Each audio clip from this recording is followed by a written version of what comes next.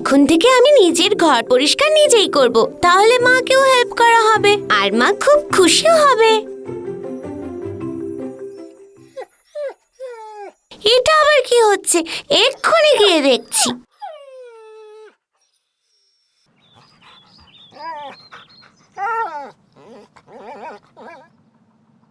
ও, মনে হচ্ছে ও পায়ে চোট পেয়েছে।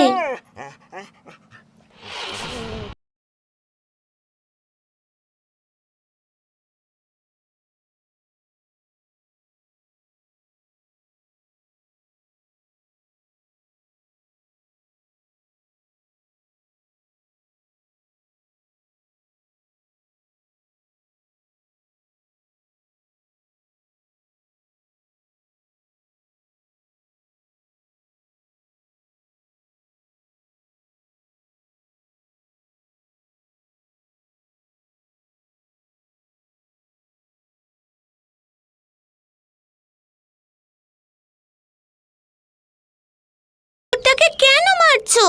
এমনি। এই গরমে কেউ আমার সাথে খেলতেই চাইছে না, তাই আমি ওর সাথেই খেলছিলাম। তোমার কি এটা খেলা মনে হচ্ছে? হ্যাঁ। তোমার এই খেলার জন্য কুকুরটা চোট পেয়েছে। তুমি দেখছো না ও কিভাবে কাঁদছে? তোমায় এটা বুঝতে হবে যে তোমার খেলার জন্য কেউ যেন আঘাত না পায়। আচ্ছা আচ্ছা, ঠিক আছে। বাবলু!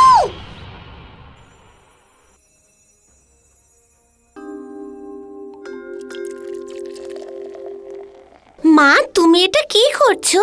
গিন্নি, এটা গ্রীষ্মকাল সোনা, তাই আমি পাখিদের জন্য জল আর কিছু খাবার রাখছি।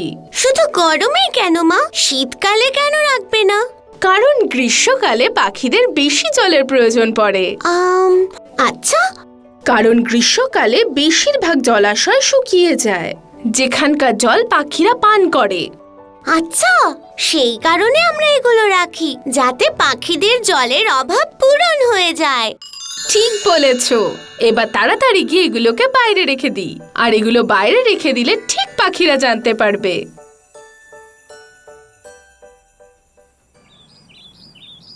মা, এখন থেকে এই বাটিতে জল আর খাবার আমিই রাখবো। ঠিক আছে।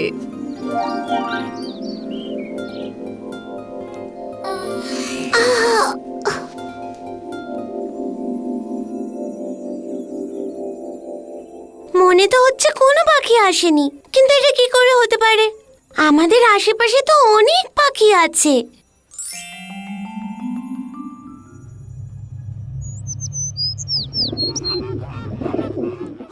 ও, তাহলে বাবলুর জন্য এখানে কোনো পাখি আসছে না। বাবলু, দাঁড়াও, দেখাচ্ছি মজা। এইবার খেলায় মজা হবে। খেলা তো এবার আমি তোমাকে দেখাবো বাবলু।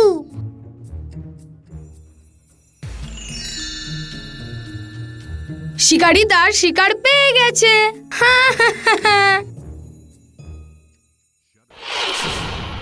প্রথমে তুমি আমাকে আঘাত করেছো, এবার আমি তোমাকে ছাড়বো না বাবলু।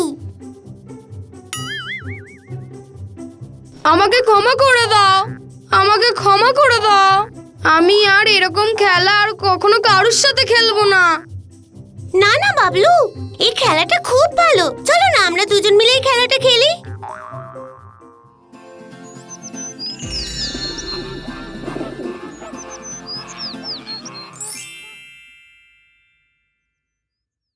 হ্যালো, আমি হলাম গিন্নি। আপনাদের যদি এই গল্পগুলো পছন্দ হয়, তাহলে আমাদের চ্যানেলকে লাইক করুন, সাবস্ক্রাইব করুন আর শেয়ার করুন। আর রোজ দেখুন এরকমই আরো ভালো ভালো কিছু গল্প।